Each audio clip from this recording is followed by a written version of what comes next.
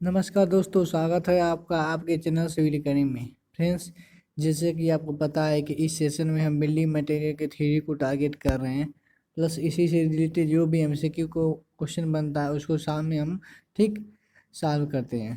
Plus session अगर आपको अच्छा है तो आप चैनल को सब्सक्राइब, लाइक एंड शेयर जरूर कर देंगे और ज़्यादा से ज़्यादा अपने फ्रेंड सर्कल में से शेयर कर देंगे।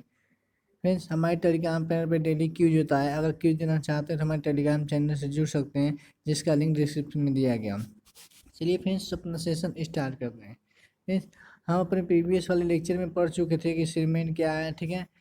इसमें कौन कौन से कंपोनेंट होते हैं, अलग अलग कंपोनेंट का यूज क्या है, ठीक है।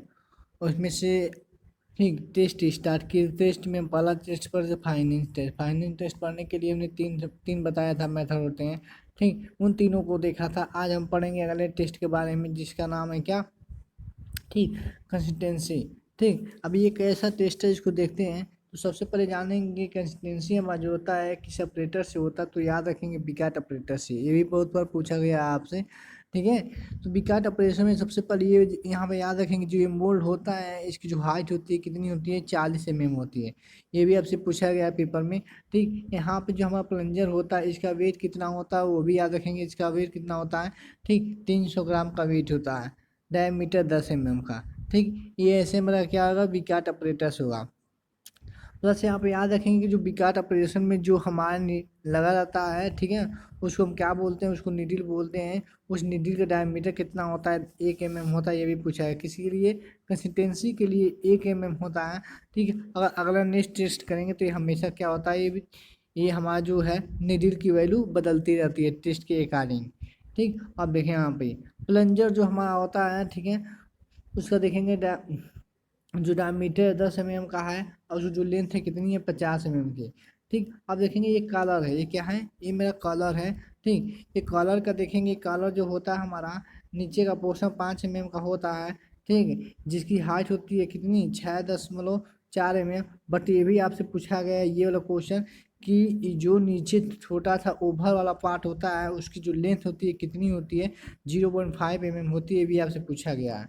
डायमीटर पूछा गया था, 1 mm होता है, ठीक है, उस निडिल की, ठीक।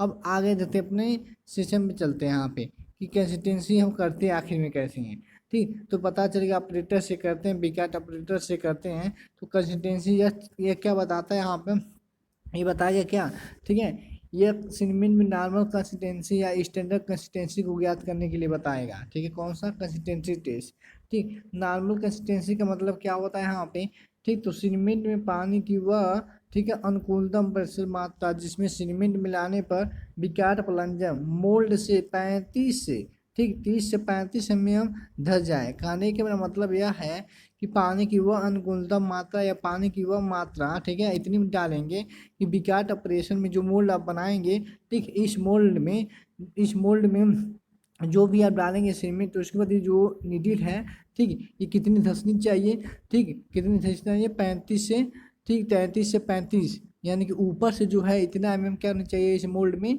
धंस जानी चाहिए। तो उसी अगर इतना जिस वाटर कंटेंट पे या जिस पानी पे धंसेगी उसको हम क्या बोलते हैं, कंसिस्टेंसी बोलते हैं।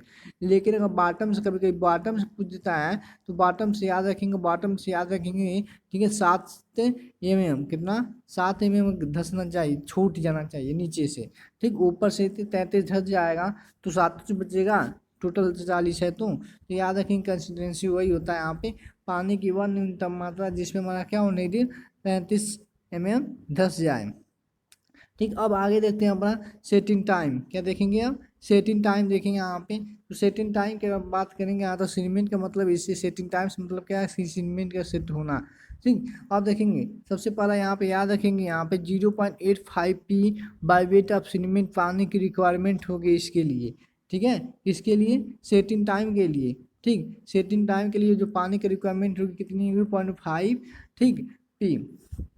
अब आगे देखें यहाँ पे कि सेटिंग टाइम में दो आते हैं, एक इनिशियल आता है, एक फाइनल आता है। तो इनिशियल का मतलब होता है प्रारंभिक सेटिंग टाइम, ठीक है, और फाइनल का मतलब होता है अंतिम सेटिंग टाइम। तो इनिशियल सेटिंग टाइम हम जो करते हैं अभी बिकाट ऑपरेशन करते हैं, याद रखेंगे, देखेंगे विथ नीडल लगा है ना यहाँ पे, ठीक, विथ नीडल। लेकिन अगर फाइनल की बात करेंगे तो देखेंगे वही इंस्ट्रूमेंट है, लेकिन यहाँ पे चेंज हो गया है मेरा क्या, नीडल और कॉलर हो गया, क्या हो गया है, नीडल और कॉलर हो गया इस केस में। ठीक, केस दोनों वही है।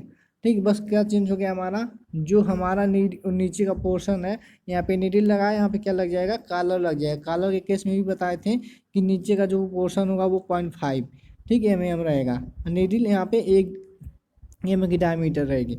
ठीक, अगर फिर से देखेंगे यहाँ पे, ठीक क्या बोला है यहाँ पे कि वह समय, ठीक है, वह समय जिसमें सीमेंट क्या हो, पेस्ट के ऊपर नीडल गिराने पर, ठीक है, मोल्ड में देखिए ऊपर से कितना धस जाए, 35 सेंटीमीटर। नहीं, अगर बॉटम की बात करेंगे तो बॉटम से कितना रहेगा, 5 mm रुक जाए, उसको क्या बोलते हैं, इनिशियल सेटिंग टाइम बोलते हैं। अलग अलग सीमेंट के लिए इनिशियल सेटिंग टाइम जो होता है अलग अलग होता है। ओपीसी की बात करेंगे, ऑर्डिनरी पोर्टलैंड सीमेंट के लिए 30 मिनट होता है। ठीक है, क्यूक सेटिंग की बात करेंगे तो 5 मिनट होता है। ठीक है, लो हीट सीमेंट की बात करेंगे तो 60 मिनट होता है। अलग अलग सीमेंट के लिए हमारा सेटिंग टाइम क्या होगा, अलग अलग होगा। वहीं पर हम बात करें फाइनल सेटिंग टाइम की, तो फाइनल सेटिंग टाइम क्या है, ठीक वही इंस्ट्रूमेंट यूज करेंगे, बट वहाँ पे कॉलर लग जाएगा, जहाँ पे नीडल लग रहा था वहाँ पे क्या लग जाएगा, ठीक है, वहाँ पे मेरा कॉलर लग जाएगा, जिसकी बॉटम का डायमीटर 0.5 mm रहेगी। ठीक, अब देखेंगे आपका वह सीमेंट पेस्ट के ऊपर नीडल कॉलर गिराने पर, नीडल का निशान बनने परंतु कॉलर का नहीं पड़े, देखेंगे आप, उसी बोलते हैं क्या, फाइनल सेटिंग टाइम। तो अलग अलग सीमेंट के लिए इसमें भी क्या होगा, फाइनल सेटिंग टाइम अलग होता है, अंतिम जमा का क्या होगा, अलग अलग होगा। ओपीसी के लिए 10 घंटे होगा, क्यूक सेटिंग के लिए 30 मिनट होगा, लो हीट के लिए कितना होगा, 10 घंटे होगा, याद रखेंगे। ठीक, अब अगले टेस्ट पर चलते हैं, जिसे बोलेंगे क्या, साउंडिंग टेस्ट।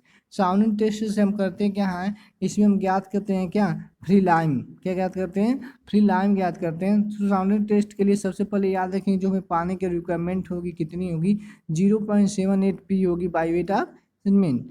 ठीक है, तो फाइनेंस साउंडिंग टेस्ट हम करने के लिए यहाँ पे 2 इंस्ट्रूमेंट लगाते हैं। यहाँ पे पहला हमारा कोई हो गया, ठीक है, ली चैटलियर जिसे बोलते हैं, इसे हम फ्री लाइम चेक करते हैं। अगर बोलेगा फ्री मैग्नीशिया कैसे चेक करते हैं, तो याद रखेंगे ऑटोक्लेव मेथड से। तो साउंडिंग टेस्ट से हम क्या फाइंड करते हैं, ठीक है, साउंडिंग टेस्ट हम चेक करते हैं, ठीक, फ्री लाइम प्लस मैग्नीशियम। अलग अलग चेक करने के लिए हमने अलग अलग इंस्ट्रूमेंट का यूज होता है। यहाँ पे लीचेटियर हो जाएगा फ्री लाइम के लिए, ठीक, फ्री मैग्नीशिया के लिए हो जाएगा ऑटोक्लेव। ठीक, आज देखें लीचेटियर के बारे में, देखते हैं कि लीचेटियर क्या होता है। लीचेटियर क्या है, इससे हम क्या करते हैं, फ्री लाइम चेक करते हैं। ठीक है, फिगर में दिखाया गया यहाँ पे इसकी जो लेंथ होती है वो कितनी होती है, 165 mm होती है। इनके बीच का जो गैप होता है वो कितने होता है, यहाँ पे याद रखेंगे। ठीक है, अच्छा, ये है निडिल, ठीक है, इसकी अगर हम बात करें, ये इसकी कितना थिकनेस होती है, तो 0.5 रहेगी यहाँ पे। इसका अगर डायमीटर की बात करेंगे 30 होगी। इसकी जो लेंथ होती है यानी कि ये, ठीक है, अगर बात करेंगे ऐसे, ठीक है, ये वाला पोर्शन बात करेंगे अगर नीचे वाला, ठीक है, ये वाला, तो ये मेरी कितनी हो गई, ये भी मेरी 30 ही होती है, 30 सेंटीमीटर। ठीक, और इसका जो डायमीटर है कितना होता है, 30 mm होता है, याद रखेंगे।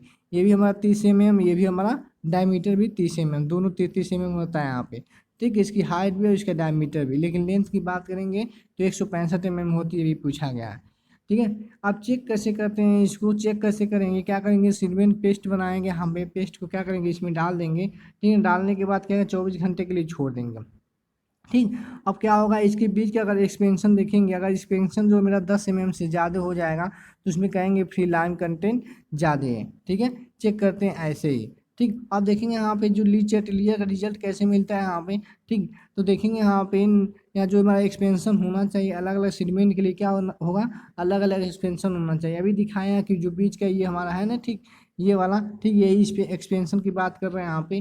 ठीक है, ये एक्सपेंशन कितना कितना होना चाहिए, ठीक, अलग अलग सेगमेंट के लिए देखा गया यहाँ पे। ओपीसी की बात करेंगे, ठीक, ऑर्डिनरी पोर्टलैंड सीमेंट के लिए 10 होना चाहिए। पीपीसी, ठीक, उजलाना पोर्टलैंड सीमेंट के लिए 10। LHC यानी कि लो हीट सीमेंट है, यानी रैपिड हार्डिंग सीमेंट, सबके लिए मेरा 10-10 mm होता है।